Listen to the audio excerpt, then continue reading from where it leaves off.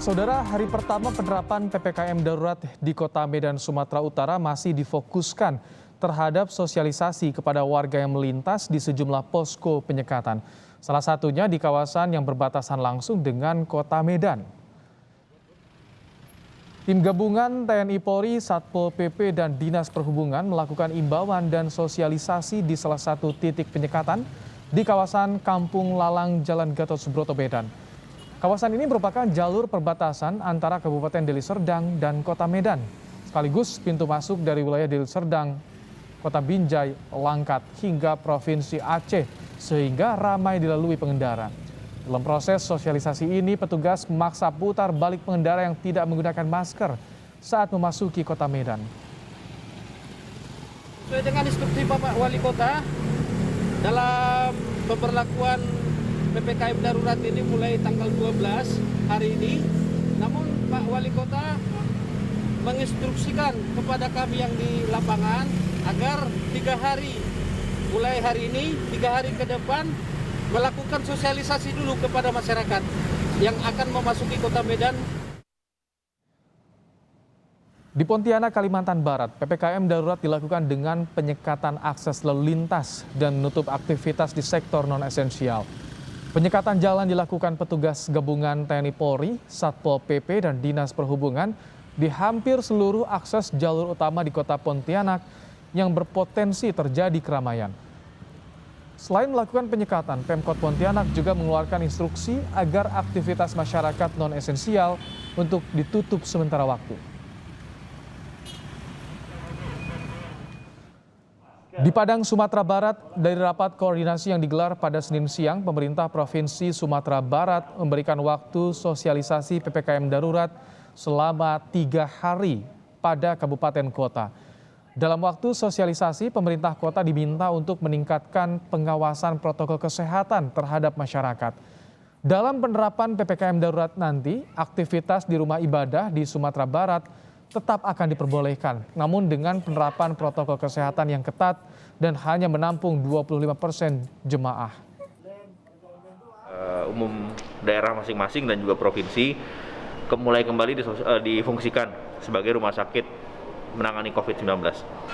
Terus juga mereka juga butuh waktu juga sosialisasi ke masyarakat, ya kan, walaupun udah mulai penerapan hari ini, tapi sosialisasi tetap dilakukan biar masyarakat juga lebih tahu dan nggak kaget. Berapa lama itu Pak sosialisasi kita? Padang tadi minta 3 hari, walaupun udah diberlakukan hari ini, tapi mereka tetap sosialisasi supaya masyarakat juga siap lah. Di Bandar Lampung, hari pertama PPKM darurat Satuan Lalu Lintas setempat melakukan penyekatan di 5 ruas jalan protokol, yaitu Jalan Raden Intan, Jalan Sudirman, Jalan Diponegoro, Jalan Ahmad Yani, dan Jalan Kartini. Hal ini dilakukan guna meminimalisasi aktivitas masyarakat di luar rumah. Warga yang bisa melintas hanya pekerja, pemilik toko sembako, dan pegawai negeri sipil yang bertugas. Sementara warga sipil yang tidak memiliki kepentingan mendesak diarahkan untuk putar balik dan kembali ke rumah. Masyarakat hindari jalan itu, silakan kalau ke tempat kegiatan pekerjaannya, silakan lewati jalan alternatif yang lain. Kami menyesuaikan dengan edaran Mendagri yang berkaitan dengan PPKM darurat. Demikian. Itu ditutup atau diputar balik sih Bang, pengendara itu Bang? Diputar balik. Diputar balik. Kecuali yang bisa melintas PNS atau perkantoran terdekat yang berkaitan dengan kegiatan masyarakat, dalam arti ini toko-toko yang berkaitan dengan sembako, alat bahan pokok. Kami ajak Anda untuk melihat bagaimana pelaksanaan PPKM darurat di Medan, Sumatera Utara dan juga Bandar Lampung. Ada 2 jurnalis Kompas TV yang sudah siaga, Jaka Priyatna di Medan, Sumatera Utara, dan Rian Winarta di Bandar Lampung. Kita ke Medan terlebih dahulu. Selamat petang, Jaka. Seperti apa pengawasan di hari pertama pelaksanaan PPKM darurat di sana?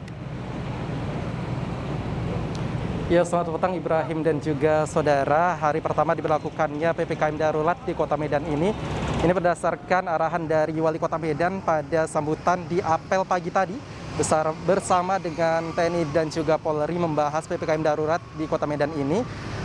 Memang untuk hari ini hingga 3 hari ke depan untuk PPKM di Kota Medan hanya difokuskan untuk sosialisasi kepada masyarakat terkait dengan pembatasan kegiatan sosial hingga 20 Juli 2021 mendatang.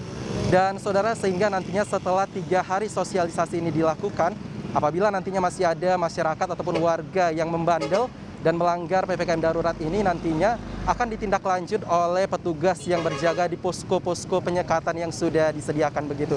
Dan saudara, selain sosialisasi di posko penyekatan juga Pemko Medan nantinya akan melakukan sosialisasi ke perusahaan-perusahaan.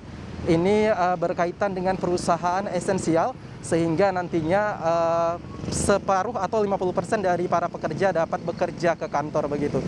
Dan saudara, ini berkaitan dengan PPKM darurat di Kota Medan ini berdasarkan dengan surat edaran dari Wali Kota Medan memang membatasi kegiatan sosial masyarakat, mobilitas sosial masyarakat seperti peniadaan acara resepsi pernikahan, hajatan dan sejenisnya, dan juga penutupan sementara untuk tempat-tempat hiburan malam di Kota Medan, pembatasan kegiatan seperti beroperasinya tempat-tempat pasar swalayan, supermarket begitu, dan juga untuk penjual makanan atau restoran dan sejenisnya ini dibatasi hingga pukul 20 malam atau pukul 8 malam, dan diharuskan hanya untuk menyediakan jasa bawa pulang saja.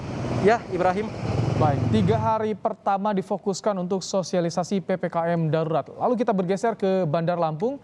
Selamat petang, Rian. Apa saja yang sudah dilakukan oleh pemerintah daerah untuk memastikan PPKM darurat di sana lancar? Ya, Ibrahim dan saudara, pasca ditetapkannya Kota Bandar Lampung masuk dalam daftar 15 kabupaten kota di luar Pulau Jawa dan Bali yang harus menerapkan PPKM darurat per hari ini Senin 18 Juli 2021, pemerintah Kota Bandar Lampung sendiri sudah melakukan berbagai upaya guna memastikan pelaksanaan PPKM darurat akan berjalan dengan baik. Di antaranya yang dilakukan oleh pemerintah Kota Bandar Lampung ialah membentuk 5 posko penyekatan di pintu masuk Kota Bandar Lampung. Hal ini dilakukan untuk mengontrol dan mengawasi warga pendatang dari luar daerah untuk yang hendak masuk ke Kota Bandar Lampung agar menyertakan surat vaksinasi dan juga surat bebas COVID-19 yaitu rapid test. Selain itu, pagi tadi juga melalui Satuan Lalu Lintas Polresta Bandar Lampung juga melakukan penyekatan di 5 titik ruas jalan di dalam Kota Bandar Lampung, di mana petugas hanya mengizinkan pekerja, pelaku usaha bahan pokok dan juga warga dan juga pegawai negeri sipil yang diperbolehkan melintas. Sementara untuk warga sipil diarahkan untuk putar balik dan diimbau untuk berdiam diri di rumah selama masa PPKM darurat saat ini. Siang tadi, Wali Kota Bandar Lampung Eva Duyana juga melakukan patroli dan pengawasan penerapan protokol kesehatan, di mana Wali Kota menyasar sejumlah tempat minimarket dan juga swalayan untuk memastikan pelaksanaan protokol kesehatan dijalankan oleh setiap masyarakat. Wali Kota menilai bahwa masyarakat Kota Bandar Lampung sendiri sudah mulai disiplin dalam penerapan protokol kesehatan. Namun ia mengakui masih ada sejumlah tempat usaha yang dinilai abai dalam penerapan protokol kesehatan, seperti membiarkan adanya penumpukan pengunjung di meja kasir saat hendak membayar, serta masih ada pelaku usaha makanan yang melayani sistem makan tempat. Ke depan, Wali Kota Eva Duyana memastikan tidak akan ada lagi hal serupa di masa PPKM darurat saat ini. Wali Kota Eva Duyana juga mengajak masyarakat Kota Bandar Lampung untuk turut serta mensukseskan dan mendukung pemerintah Kota Bandar Lampung dengan melakukan protokol kesehatan sehingga Kota Bandar Lampung bisa kembali dalam zona aman COVID-19. Ibrahim. Baik, terima kasih Rian Winata untuk lapornya langsung dari Bandar Lampung. Sebelumnya ada Jaka Priyatna dari Medan, Sumatera Utara. Terima kasih rekan-rekan.